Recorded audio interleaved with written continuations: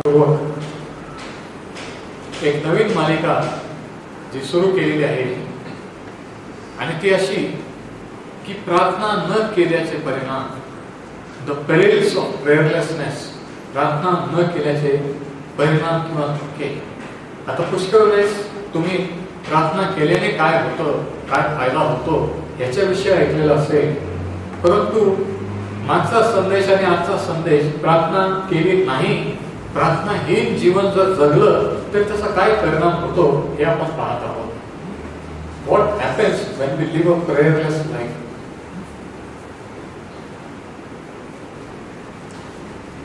आणि प्रार्थनाहीन जीवन, आणि कितीतरी लोक, कितीतरी बिलीव्हर लोक, ख्रिस्ती लोक असं प्रार्थनाहीन जीवन जगत आहेत.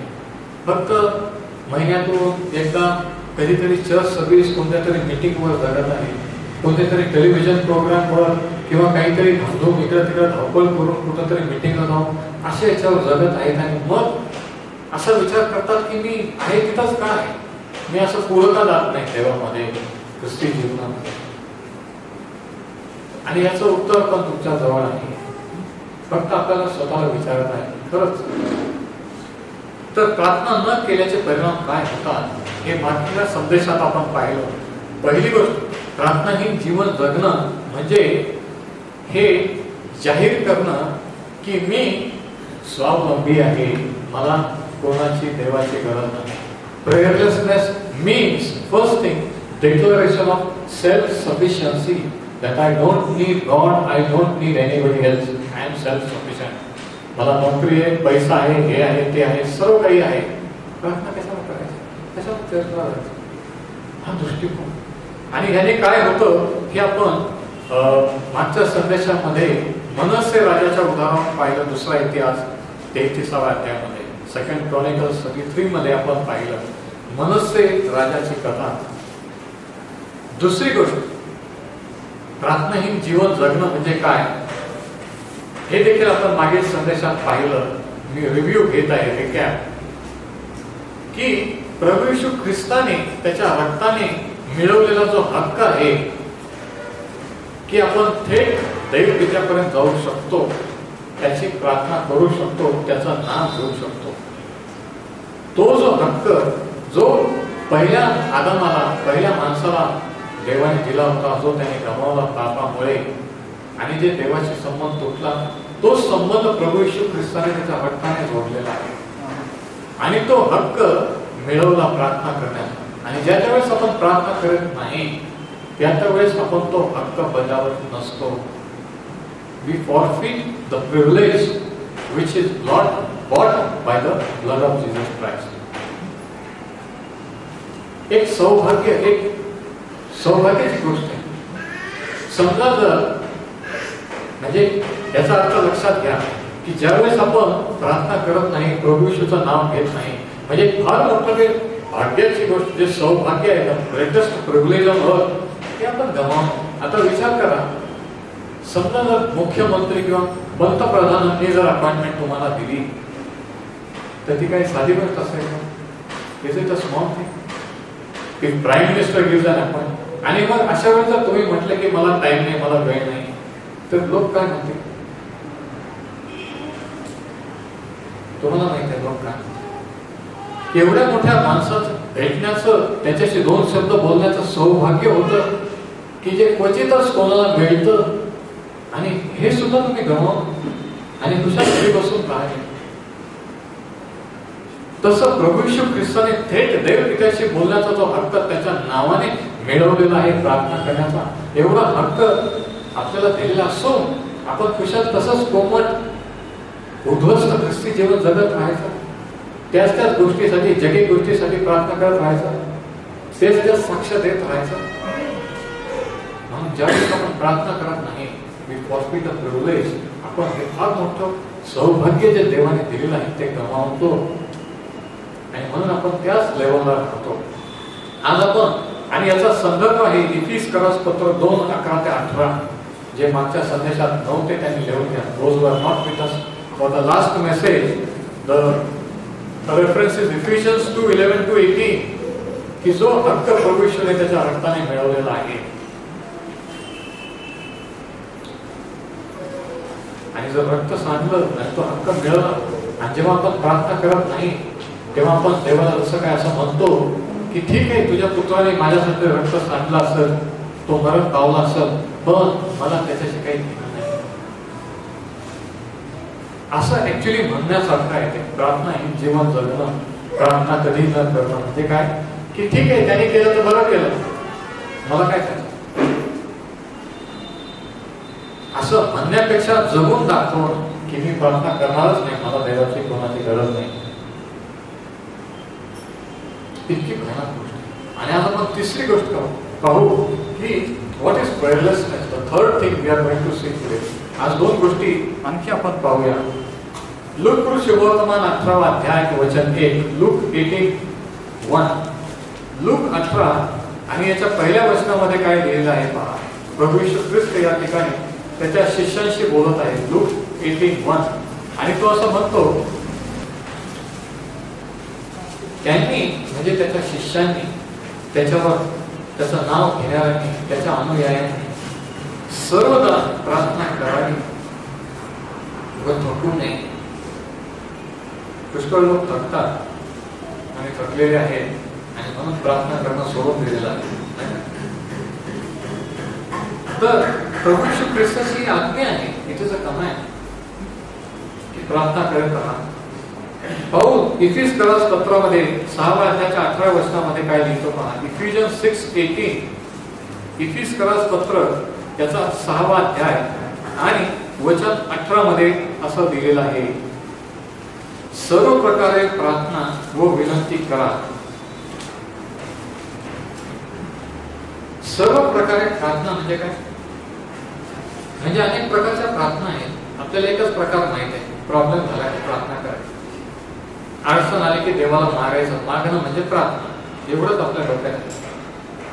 पण शास्त्र सांगतं सर्व प्रकारच्या प्रार्थना म्हणजे अनेक प्रकार प्रार्थनेचे आहेत.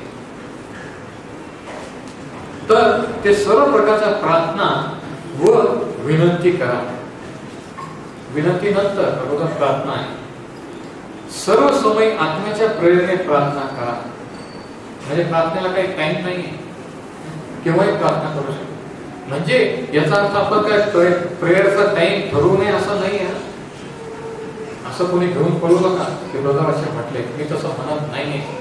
प्रार्थनेचा वेळ ठरवलेला असेल तर देवाची स्तुती असो, पण त्याच वेळेस प्रार्थना केली पाहिजे. समजा माझा प्रार्थनेचा वेळ जर सकाळी 6चा आहे आणि मी जर लेट झालो 6:30ला, मग आता मला एंट्री मिळेल का? तर ते चुकीचं आहे. आता माझा टाइम होऊन गेला, मग देव माझी प्रार्थना ऐकली. केव्हाही आपण प्रार्थना करू शकतो 24 तास. देवाचे काही visiting hours, there is no visiting hours for God, isn't it? जसे डॉक्टरचे टायमिंग असतात 6 to 9, तसं देवाची भेटण्याची वेळ आहे का रविवारी सकाळी 10 ते 12? पण काही लोकांना तसं वाटतं, काही लोक ऍक्च्युली तसं वागतात. काही लोक ऍक्च्युली म्हणतात की शनिवार चांगला नसतो ब्रदर, तुम्ही शुक्रवारी आमच्या घरी या, बुधवारी या. काही लोकांना ऍक्च्युली तसं वाटतं. आणि हे लोक कोण असतात? तर सुशिक्षित लोक असतात, वयस्कर लोक असतात, लहान मुलं किंवा आडाणी नाही. अशा लोकांच्या तोंडून हे शब्द अंधश्रद्धा हे ऐकायला मिळते. अशा प्रकारचा अविश्वास व्यक्त होताना ऐकायला मिळतो. आणि पहिले थेसलोनिक 5 आणि 17, फर्स्ट थेसलोनियन्स 5:17, त्याच्यात थोडंसं पुढे इथं असं म्हटलेलं आहे, निरंतर प्रार्थना करा. आता हे वचन जे आहे छोटस, पण याने फार मोठा गोंधळ निर्माण केलेला आहे अनेकांच्या मनात. निरंतर प्रार्थना करा.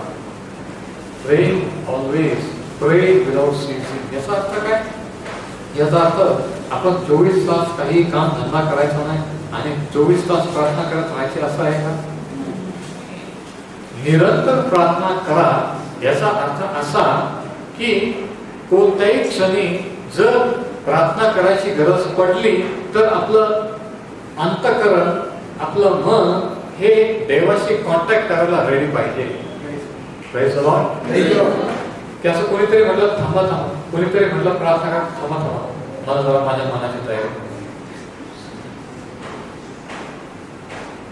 माझं नंतर भांडण झालेलं, मी सध्या टेन्शन मध्ये, नंतर 2 तासांनी उद्या संध्याकाळी म्हणजे काय की आपण प्रार्थनेला तयार नाही.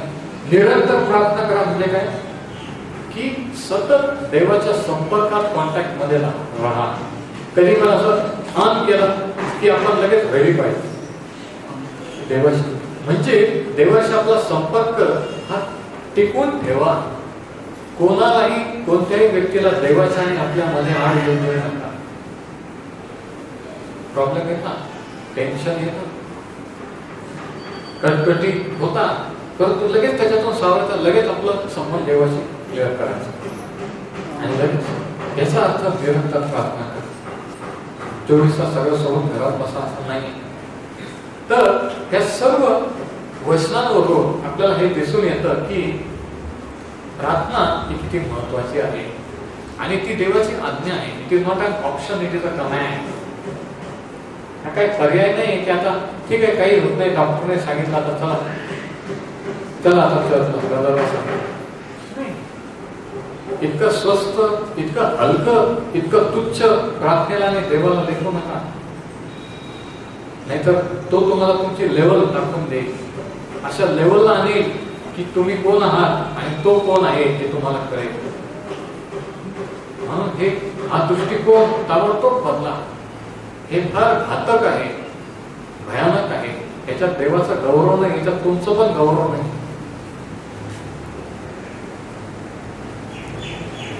तर ह्या सर्व वचनावरून प्रार्थना काय आणि प्रार्थना ही देवाची आज्ञा आहे हे आपल्याला समजतं. आता आज आपण प्रार्थनेबद्दल, प्रार्थनाहीन जीवन किंवा प्रार्थना न करणं म्हणजे काय याच्याबद्दलची तिसरी गोष्ट पाहत आहोत आणि आपण ती शमूएलाची गोष्ट पाहूया. The story of Samuel in 1 Samuel chapter 12. पहिला शमूएल याचा 12वा अध्याय. या ठिकाणी जी गोष्ट आहे ती आपण पाहू. पहिला शमूएल याचा 12वा अध्याय. जुन्या काळामध्ये खरं म्हणजे हे फेअरवेल स्पीच किंवा निरोप समारंभाचं एक भाषण आहे.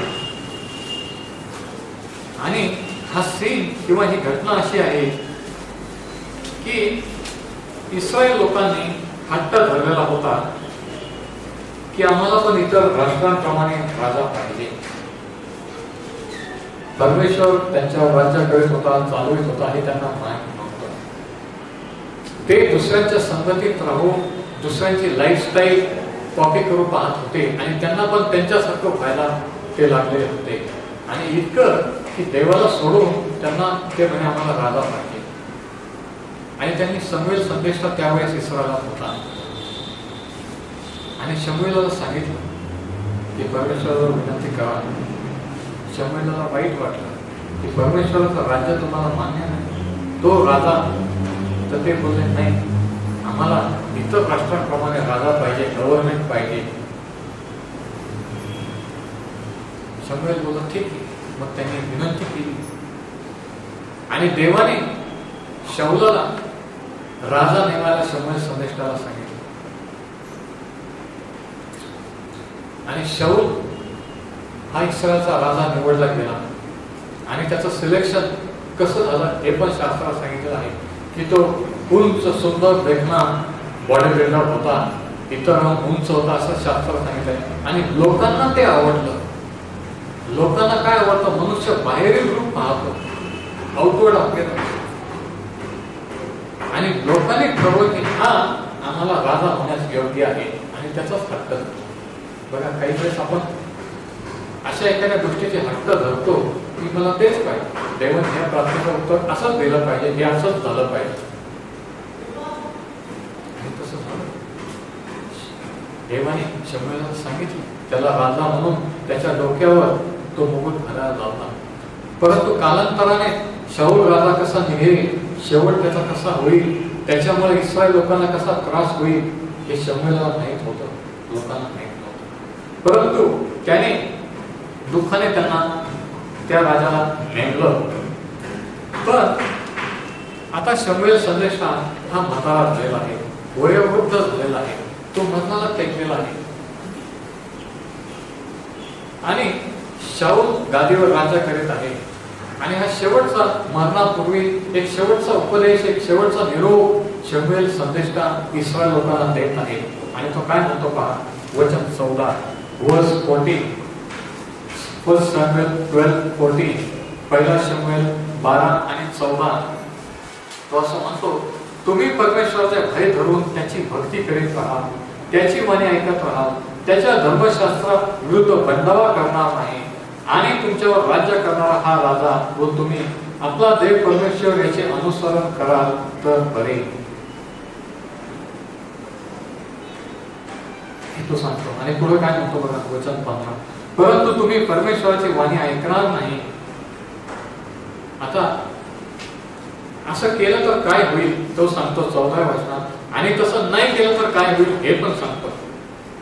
शास्त्रात दोन्ही गोष्टी आहेत की आपण देवाच्या मार्गात चाललं, परमेश्वराची प्रार्थना केली तर काय होतं आणि नाही केली तर काय होतं, या दोन्ही गोष्टी सांगितल्या. आणि बऱ्याच लोकांना ती दुसरी गोष्ट माहित नाही. वचन 15, परंतु तुम्ही परमेश्वराची वाणी ऐकणार नाही आणि परमेश्वराच्या धर्मशास्त्राविरुद्ध बंडावा कराल तर परमेश्वराचा हात जसा तुमच्या वाडवडिला विरुद्ध झाला होता तसा तुमच्याही विरुद्ध होईल.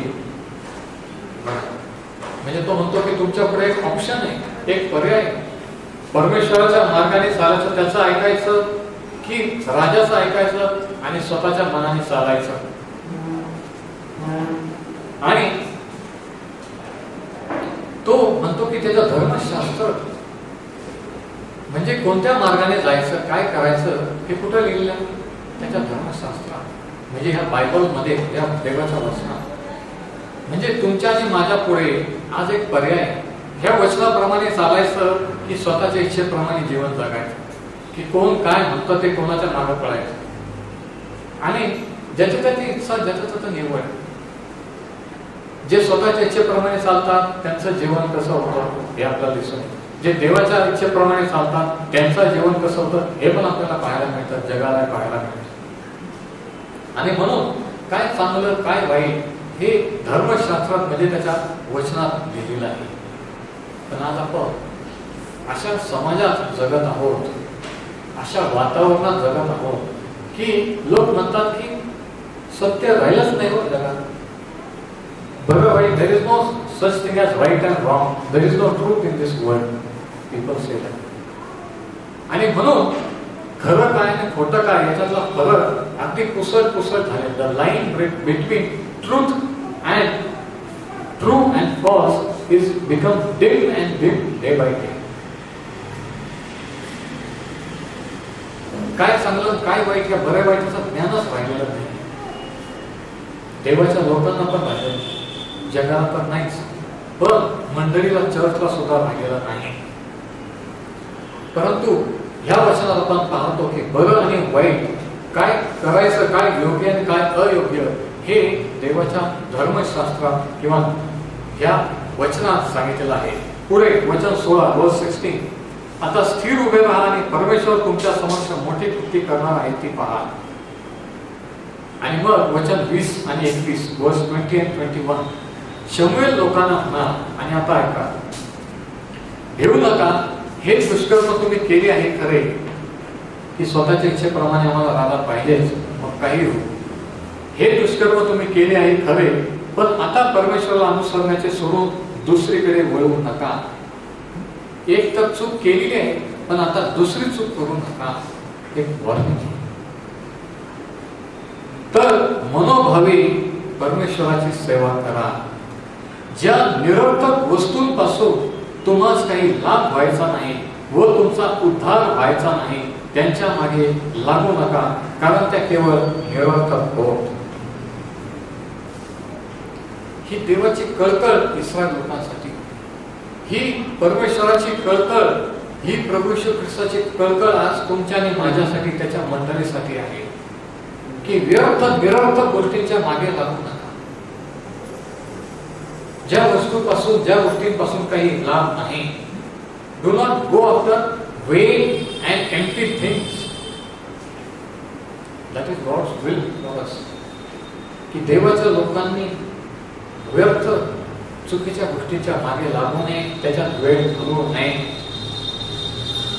पण तुम्हाला माहित आहे का, आज या 21व्या शतकामध्ये आपण नेमकं हेच पाप करत आहोत. चर्च कोणतं पाप करत असेल तर ते हे, देवाच्या लोकांचं पाप कोणतं तर हे की निरर्थक व्यर्थ गोष्टीच्या नादी लागणं की ज्याच्यातून काही निष्पन्न नाही. उदाहरणार्थ आपल्याला माहित आहे की आपण देवाने आपल्याला त्याच्या कारणात कशासाठी आणलेला आहे, देवाचा उद्देश, देवाची इच्छा काय आहे, देवाची आज्ञा काय आहे, की त्याचं वचन आपण त्याचे साक्ष राहणं, त्याचं वचन गाजवणं, इतर आत्म्यांना त्याच्या राज्यात आणणं. दिवसामागून दिवस, वर्षामागून वर्ष जात आहे, त्याचं येणं जवळ होत आहे. The time of his coming is here. आपल्याला माहित आहे की काय करायला पाहिजे, आपण काय केलं पाहिजे, पण आपण निरर्थक गोष्टीच्या मागे लागतो. म्हणजे काय, तास उदाहरणार्थ टीव्ही पाहत बसणं, उगीच गप्पा मारणं, उगीच टाइमपास करणं, निरर्थक गोष्टी की ज्याच्यातून काही निष्पन्न नाही अशा निरर्थक गोष्टी आपण बोलत बसणं. एखादं करिअर, एखादं पोझिशन, एखादा जॉब, एखादी गोष्ट हे मिळवण्यासाठी धडपड. देवाने आहे दिलेलं आहे, त्याच्या संतुष्ट नाही. मला अजून टॉपला जायचं, मला अजून टॉपला जायचं. निरर्थक गोष्ट माहिती आहे की त्याच्यात जो वेळ घालवला पाहिजे तो जर वचनात घालवला, तो जर देवाच्या मार्गात अजून आपण पुढे हे माहित आहे, पण तरी चुकीच्या नादाला मित्रमंडळी, चुकीची मित्रमंडळी, चुकीची संगत करणे ही निरर्थक, ज्याच्यातून काही निष्पन्न नाही, व्यर्थ गोष्टीच्या मागे लागू ही देवाची खंत आज आपल्यासाठी, त्याच्या लोकांसाठी आहे.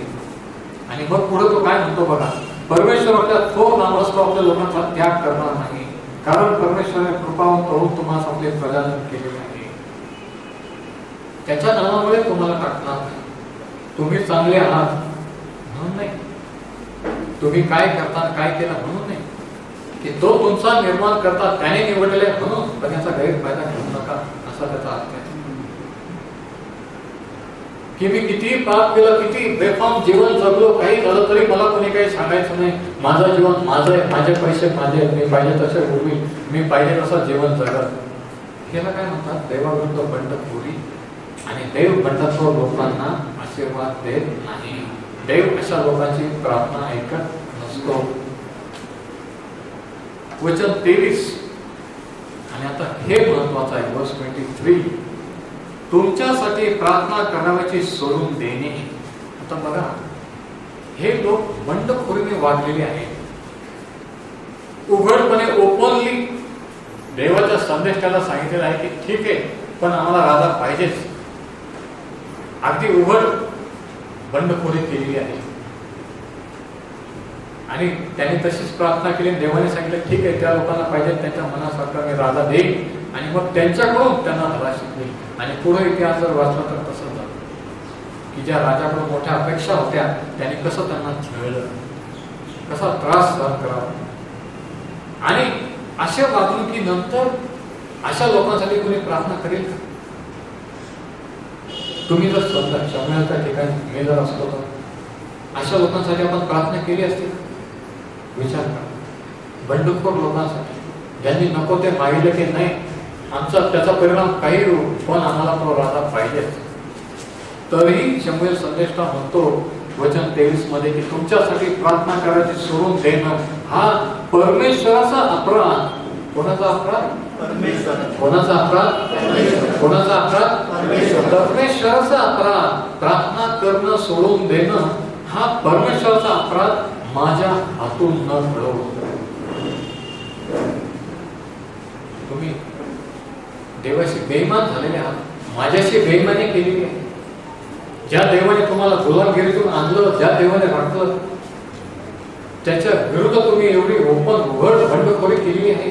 ठीक आहे, पण जोपर्यंत माझ्या जीवात जीव आहे, शेवटचा श्वास जोपर्यंत आहे, शमूएल संदेष्टा म्हणतो की मी तुमच्यासाठी प्रार्थना करीतच राहीन.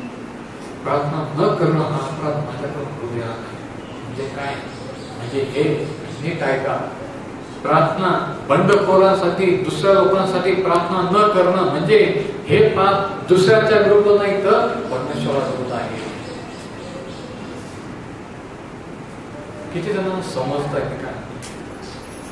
आपल्याला दिसतंय की 1000 वेळेस सांगून चर्चला या, लेडीज मीटिंगला या, बायबल स्टडीला येत नाही, तरी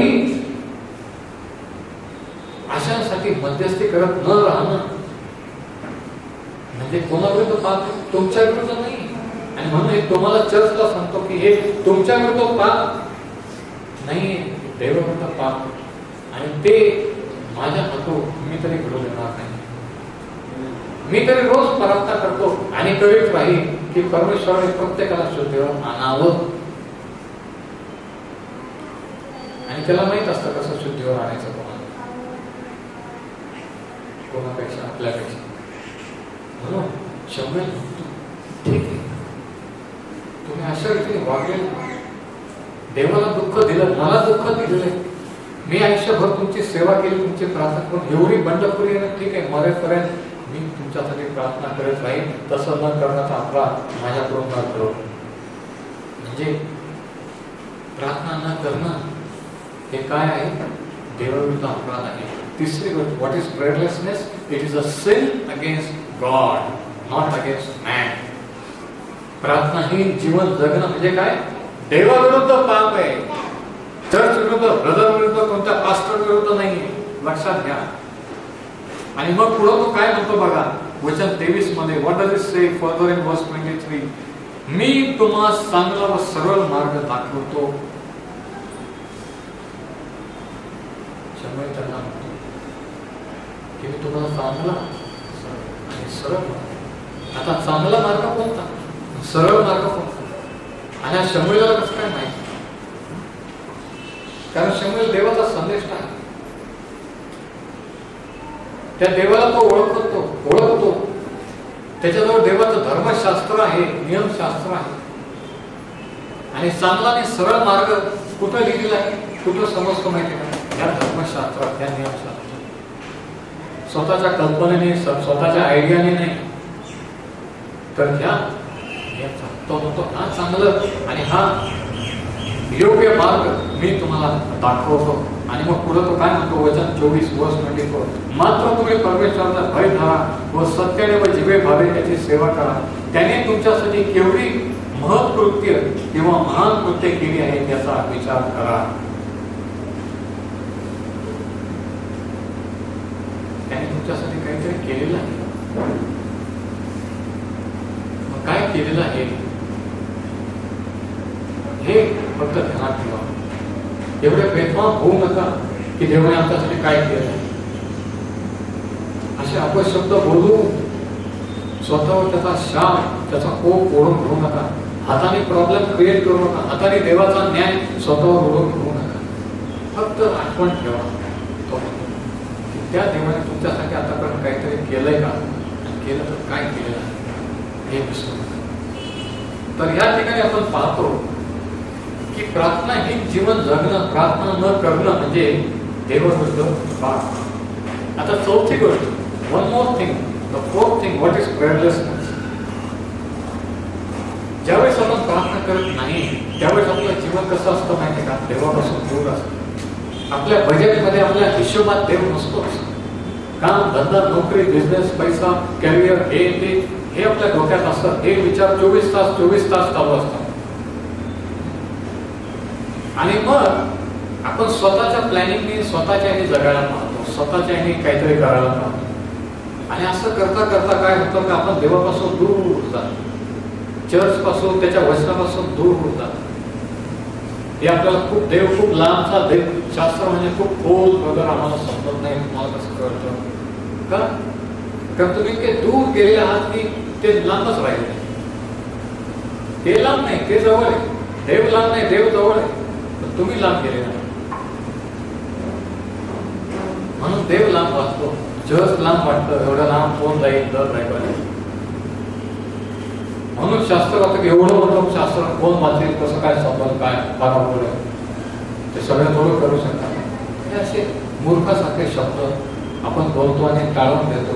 पंत पिलासारखे हात धुवून मोकळे होतो. पण हात धुवून कोणी मोकळं झालं नाही आजकाल. तो देखील झाला नाही. त्याला देखील त्याचं राज्य गमावं लागलं. आणि तेव्हापासून जेव्हा आपण दूर जातो त्यावेळेस एक दरवाजा बंद होतो, close a door to God. पण दुसरा एक दरवाजा उघडतो.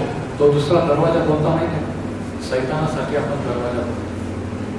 प्रार्थनाहीन जीवन जगणं, prayerless life means closing a door to God and opening a door to the devil.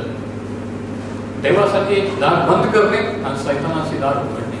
सैतानाची म्हणजे सैतानाला आपल्या जीवनाचा ताबा घेऊ देणे. आणि शास्त्र सांगतं की सैतानला गरजणारा सिंहासारखा कोणाच गिळा आहे. काही वर्षापूर्वी एक घटना घडली आहे. मुंबईमध्ये असताना एक सर्कस चालू होती चर्चगेटला, आणि सकाळच्या वेळेस घाईच्या कामाच्या वेळेस ते जंगली जनावर त्या ठिकाणी असताना एका वाघाने थेट तिथून बाहेर उडी मारली तर लगेच रस्त्यावर, आणि सगळ्या लोकांची धावपळ झाली, पळापळ झाली. आणि ही गर्दी एवढे लोंढेच्या लोंढे चर्च स्टेशनच्या बाहेर त्यांना पाहून तो वाघ घाबरून एवढ्या गर्दीत परत आतमध्ये त्याने उडी मारली. पण त्या 2-3 मिनिटांमध्ये इतकी धावपळ झाली आणि सर्व पेपरला ते आलं. वाघ मोकळा सुटला म्हणजे काय? अरे पण शास्त्र सांगतं की वाघाने सिंह मोकळा सुटलेला आहे. तो काही साधा सिंह नाही, तो सैतान आहे, आणि तो मोकळा सुटलेला आहे. आणि तो कोणाला केव्हाही कोणावरही हल्ला करू शकतो. आणि प्रार्थना न करणं, देवापासून दूर जाणं म्हणजे किती डेंजरस पोझिशन आहे, लक्षात घ्या. किती मोठा धोका तुम्ही पत्करत आहात. आणि तुम्हाला वाटतं की काहीच होत नाही. स्वतःच्या जीवनाकडे बघा, स्वतःची आत्मिक, आर्थिक, मानसिक स्थिती बघा, अजून काय व्हायला पाहिजे? काहीच होत नाही म्हणजे काय? काहीतरी आहे म्हणून तुमची लेवल इतकी खाली गेली आहे. म्हणून कौटुंबिक जीवन, आर्थिक जीवन, बिझनेस लाईफ उद्ध्वस्त झालेलं आहे. कारण त्या गरजणाऱ्या सिंहाने हल्ला केलेला आहे. का? तर त्या देवाची प्रार्थना करत नाही. प्रार्थनाहीन जीवन जगत आहात म्हणून, शास्त्रापासून, चर्च पासून, देवापासून दूर आहात म्हणून. चौथी गोष्ट, प्रार्थना न करण्याचा धोका काय? What happens when we don't pray? We give an open invitation to the devil. सैतानाला आपण एक उघड आमंत्रण देतो. तो पण मोकळा सेवासारखा करतो. आता मी पण मोकळा, मला पण देवाचं संरक्षण नाही, कोणाचं संरक्षण नाही. आणि तो जसं काय म्हणतो, प्रेज द लॉर्ड. सैतान, आता तुझ्याबरोबर देव नाही, तुझ्याबरोबर चर्च नाही, कोणीच नाही ना. आता तू माझ्या हातात. आता तू कमव, किती पैसे कमव. आता तू कर किती, तुझं करिअर, तुझं अँबिशन, तुझे महत्वाकांक्षा काय ते करतो. मग मी बघतो तू तिथपर्यंत कसा पोहोचू शकतो. कारण मला माहिती आहे, सैतान म्हणतो की देवाने मला कशासाठी निवडले. शेवटी माझा अंत कुठं होणार. मला माहिती आहे की देवाने तुला माणसाला कशासाठी घडवलं, त्याच्या गौरवासाठी. मग मी जिथं जाणार आहे, माझे धुरात मी जिथं जाणार आहे, तिथं मी पाहिजे की तू कसा येत नाही, तुझी फॅमिली कशी येत नाही. मी जिथं आहे ना, तिथं मी तुला घेऊन जाईन. प्रार्थना न करणं, जे लोक प्रार्थना करत नाही, ज्यांना प्रार्थना गंमत किंवा क्षुल्लक समजतात, इकडं लक्ष द्या, ते फार मोठा धोका पत्करतात, डेंजरस ग्राउंड मध्ये जातात. आणि म्हणून प्रॉब्लेम, अचानक प्रॉब्लेम होतात. आणि एवढे प्रॉब्लेम होतात की सगळ्यांनी प्रार्थना केली आणि सर्व ठिकाणी सर्व मोठमोठ्या लोकांकडे गेले तरी त्यांचे प्रॉब्लेम सुटत. का? कारण देवापासून दूर आहे. अगोदर पश्चाताप करा, पूर्ण अंतःकरणाने, पूर्ण मनाने. प्रभू, हे काम मी केलेलं आहे. मार्क 14:38 मध्ये प्रभू येशू ख्रिस्ताने त्याच्या शिष्यांना काय सांगितलं पहा. मार्क 14:38. प्रभू येशू ख्रिस्ताने त्याच्या शिष्यांना प्रार्थनेबद्दल काहीतरी या ठिकाणी महत्वाचं सांगितलेलं आहे. मार्क 14 आणि वचन 38. मार्क 14:38. तो असं म्हणतो, आणि हे तो वधस्तंभावर जाण्यापूर्वी गेत्सेमने बागेमध्ये असताना संवाद आहे. तो म्हणतो, तुम्ही परीक्षेत पडू नये म्हणून जागृत राहा व प्रार्थना करा. म्हणजे काय की जर प्रार्थना केली नाही, जर तुम्ही जागृत राहिला नाही, अलर्ट राहिला नाही की काय चाललंय माझ्या जीवनात, हे कुठं चालू आहे, काय करतोय, किती वर्षाचा झालो, किती आयुष्याचे वर्ष वाया गेले, काय करतोय, हे जागृत राहून डोळे उघडे ठेवून जर विचार केला नाही तर काय होईल. परीक्षेत तुम्ही परीक्षेत पडू नये म्हणून जागृत राहा व प्रार्थना करा. जागृत राहा, वॉच अँड प्रे. नुसती प्रार्थना करा असं सांगितलं नाही. जागृत राहा. पुष्कळ वेळेस आपण ते विसरतो. प्रार्थना करा आपण आहे, पण अगोदर काय? जागृत राहा. कशासाठी? की तो गरजदार सेवक केव्हाही तुमच्यावर झडप घालू शकतो. तुमच्या कुटुंबावर, तुमच्या शरीरावर एखादा आजार आणून, तुमच्या पैशावर एखादा प्रॉब्लेम आणून तो गरजदार सेवक केव्हाही झडप घालू शकतो. म्हणून जागृत राहा. बी अलर्ट, वॉच आणि मग प्रार्थना करा. दोन गोष्टी. सैतानापासून जर वाचायचं असेल, अनवॉन्टेड प्रॉब्लेम्स, अनावश्यक प्रॉब्लेम जर टाळायचे असतील तर दोन गोष्टी करणं आवश्यक आहे. जागृत राहणे, प्रार्थना करा.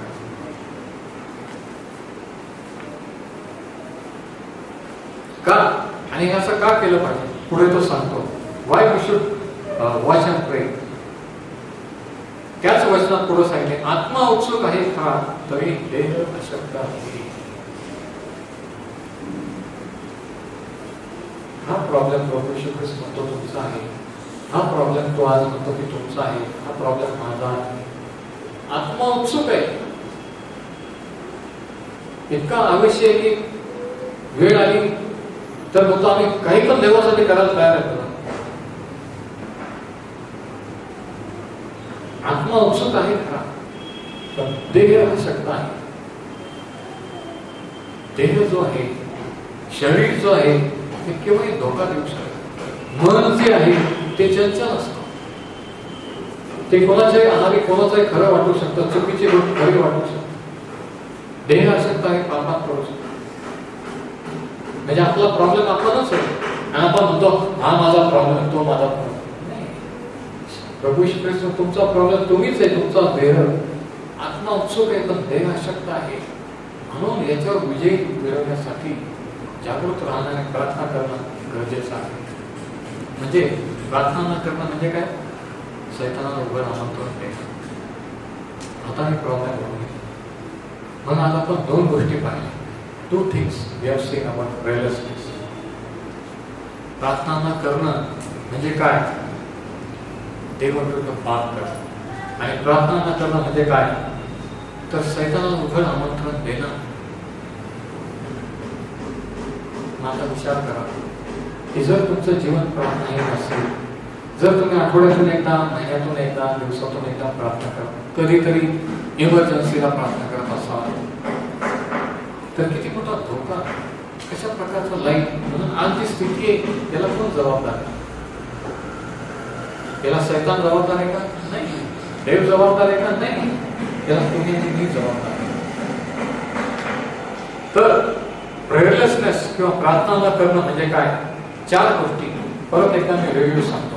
पहिली गोष्ट, प्रार्थना न करणं म्हणजे prayerlessness means 1. Declaration of self sufficiency. मी परिपूर्ण आहे असं जाहीर करणं. दुसरी गोष्ट, प्रार्थना न करणं म्हणजे प्रभू येशू ख्रिस्ताने त्याच्या रक्ताने मिळवलेला हक्क न बजावणे. Refusing to exercise the blood bought privilege. तिसरी गोष्ट, थर्ड थिंग, प्रेयरलेसनेस, प्रार्थनाहीन जीवन जगणं. तिसरी गोष्ट काय की देवाविरुद्ध पाप. माणसाविरुद्ध, चर्च विरुद्ध नाही, कोणत्या पास्टर विरुद्ध नाही, तर देवाविरुद्ध पाप. चौथी गोष्ट काय? सैतानाला उघड आमंत्रण, open invitation to the devil. म्हणून तुमचं प्रेयर लाईफ कसं आहे चेक करा. किती वेळ तुम्ही देवाच्या वचनात प्रार्थनेत घालवता? किती वेळ टीव्ही पाहण्यात घालवता? किती वेळ मित्रमंडळीत टाइमपास करण्यात घालवता? किती वेळ आपण व्यर्थ वेळ घालवतो? असा रिव्ह्यू घ्या. गेलेली वेळ परत येत नाही. गेलेला पैसा तुम्ही परत कमवू शकता, पण टाइम परत येणार नाही. गेलेले वर्ष, दिवस, महिने, आठवडे ते परत येणार नाही. आत्मा उत्सुक आहे खरा, पण देह अशक्त आहे. म्हणून जागृत राहा आणि प्रार्थना करा. तुमचं प्रार्थनेचं जीवन स्थिर ठेवा. पुढच्या आठवड्याचा माझा संदेश तो राहील की how to pray when you really need to. जेव्हा खरंच प्रार्थनेची गरज असते आणि बनेचा प्रसंग आलेला असतो आणि असं वाटतं की आता प्रार्थना केली पाहिजे, पण प्रार्थनाच करायचे माहीत नसते, अशा वेळेस प्रार्थना कशी करावी हा विषय आपण पुढच्या रविवारी पाहू. आणि हिजकिया राजाच्या गोष्टीवरून काही गोष्टी शिकूया. We learn from the story of Hezekiah, 2 Kings chapter 19 next week. पुढच्या आठवड्यात दुसरे राजे 19 याच्यामध्ये हिजकिया राजाची जी गोष्ट आहे त्याच्याकडून आपण शिकूया की आणीबाणीच्या वेळेस किंवा जेव्हा खरंच प्रार्थनेची गरज तेव्हा आपण प्रार्थना कशी करावी, कोणत्या प्रकारची प्रार्थना ही देवाला मान्य असते, कोणत्या प्रकारच्या प्रार्थनेचा देव उत्तर देतो. परमेश्वर लोकांकडून बेसुंती असे म्हणविल्या जात होता. त्यांची सुनता म्हणजे हाताने केलेली देहाची अशी असे. म्हणजे यहुदी लोक ज्यांच्यामध्ये सुनतेची प्रथा आहे ते तुम्हाला बेसुंती विधर्मी असं मानत होते. तो म्हणतो ते तुम्ही त्या वेळेस ख्रिस्त विरहित इस्रायलच्या राष्ट्राबाहेरचे वचनाच्या करास पडते आशाही व जगात देवहीन असेल. देवात विरहित जीवन कसं असतं हे असं असतं. आशाहीन असतं, आशा विरहित असतं, कोणती आशा नसते. तो म्हणतो की तुम्ही एकेकाळी तसे होता, परंतु जे तुम्ही पूर्वी दूर होता ते तुम्ही आता ख्रिस्त येशूमध्ये ख्रिस्ताच्या रक्ताने जवळ झाला. जे तुम्ही आमच्यापासून यहुद्यांपासून परके होता, देवापासून परके होता, ते आता तुम्ही ख्रिस्त येशूमध्ये ख्रिस्त येशूच्या बलिदानामुळे जवळ झालेले आहात. कारण तो आपला समेट असा आहे, त्याने दोघांना एक केले, यहुदी आणि इस्रायली, यहुदी आणि विधर्मीयांना, आणि मधली आडभिंत पाडली. मधली आडभिंत काय होती? पुढच्या वचनात त्याने आपल्या देहाने वैर नाहीसे केले